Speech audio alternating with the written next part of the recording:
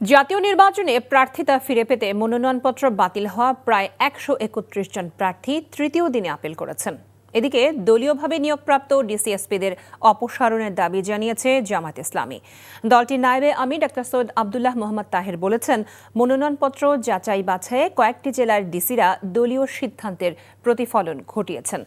বিকেলে নির্বাচন কমিশনারদের সঙ্গে বৈঠক শেষে তিনি এসব কথা বলেন। বিস্তারিত দেখুন শিউলি রায়ের রিপোর্টে।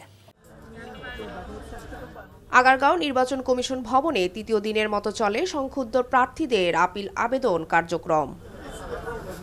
প্রথম ৩ দিনে এই পর্যন্ত ২৯৫ জন প্রার্থী তাদের প্রার্থিতা ফিরে পেতে আবেদন জমা দিয়েছে।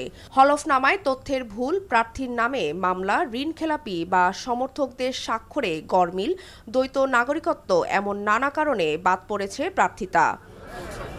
এদিকে বিকেলে নির্বাচন কমিশনারদের সঙ্গে জামাতে ইসলামী ৬ সদস্যের প্রতিনিধি দল বৈঠক করেন।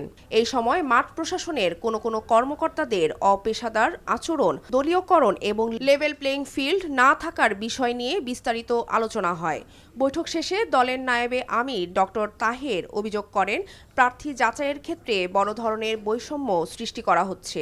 বিভিন্ন জায়গায় ডিসিরা দলীয় ডিসি নিয়োগ করা হয়েছে এবং সেই দলীয় দৃষ্টিভঙ্গি থেকে তারা দেখেছে, তারা আইনকে দেখেনি।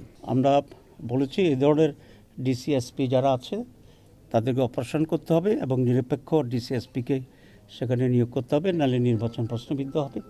ভারতের এক কূটনীতিকের সাথে জামাতের আমিরের আনুষ্ঠানিক কোনো বৈঠক হয়নি জানিয়ে ডক্টর তাহের বলেন, সৌজন্য ওই সাক্ষাৎকে প্রচার না করার অনুরোধ করা হয়েছে দেশটির পক্ষ থেকে। ইন্ডিয়ার সাথে আমির জামাতের কোনো ফর্মাল বৈঠক হয়নি।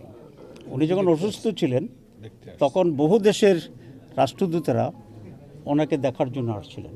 ভারতীয় দূতাবাস থেকে রিকোয়েস্ট করা হয়েছিল যে আমরা আমির জামাতকে দেখতে যাব, উনি অসুস্থ। আমরা এটাতে একমত হয়েছি, কারণ একজন অসুস্থ লোককে দেখার জন্য এখানে বাধা দেওয়ার কিছু নেই। তবে যারা আসছিলেন তারা রিকোয়েস্ট করেছিলেন যে এটা যেন পাবলিক না হয়। নির্বাচনের আইনশৃঙ্খলা পরিস্থিতি নিয়ে শঙ্কা রয়েছে বলেও জানান তিনি। শিউলি রায়, এনটিভি নিউজ, ঢাকা।